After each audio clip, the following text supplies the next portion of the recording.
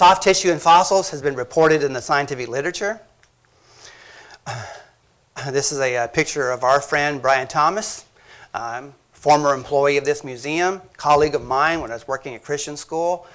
He now works for the Institute for Creation and Research as a science writer, doing a fantastic job, and last year was awarded his PhD on this very topic, on the soft tissue, original tissue, sometimes it's called endogenous organics, and he's done basically the most research on gathering the evidence from the whole body of scientific literature on this topic. In 2019, Brian Thomas, PhD, and Stephen Taylor, his associate, published Proteomes of the Past, The Pursuit of Proteins in Paleontology. I just love the alliteration of that title there, with all the P's. A peer-reviewed technical scientific paper that was funded in part by the University of Liverpool over there in England. In the paper they wrote, investigations show, and this is one of the big takeaways from his research, that original biochemistry that actually belonged to the organism is geologically extensive, geographically global, and taxonomically wide-ranging. So let's go back and look at those three. Geologically extensive means that we can find soft tissue evidence vertically through the rock record, basically from the top to the bottom.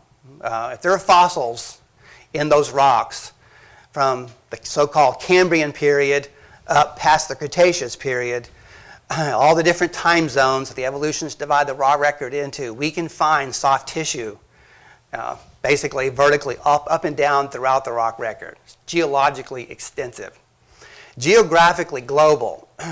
This is more horizontal now. Okay? Geologically extensive, that was vertical. Geographically global means horizontally on almost every continent where fossils are found. You can find the soft tissue evidence in the fossil itself. And then taxonomically wide-ranging means it's not restricted to just fish or just amphibians or just reptiles like dinosaurs or mammals. It's basically a whole wide-ranging array of different types of organisms. Taxonomically wide-ranging, around all classifications. The survival of endogenous original organics and fossils remains the subject of widespread and increasing research investigation. This is a hot topic. Today's supposed to be a hot weekend. This weekend's supposed to be a hot weekend, and we've got a hot topic on a hot weekend. Okay? I like to say that soft tissue is a hard issue for evolutionists. It really is. Over 85 papers containing reports of original biochemistry, including proteins and fossils, are reviewed in a comprehensive survey of the published scientific literature going back over the last 53 years. This is what Brian Thomas has done. The number of publications has increased rapidly in the last 10 years, indicating a surge in interest in this research area.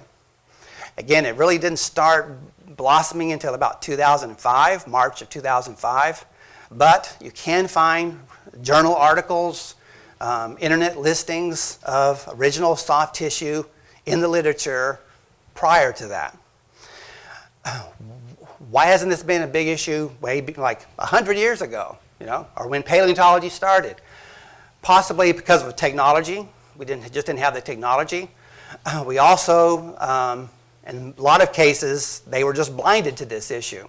They didn't expect to see it because the worldview said you weren't supposed to see it, that fossils were just strictly inorganic rock, basically, a bone that's not really a bone anymore. It's a rock in the shape of a bone there. And so why look for organic material if everything is supposed to be inorganic?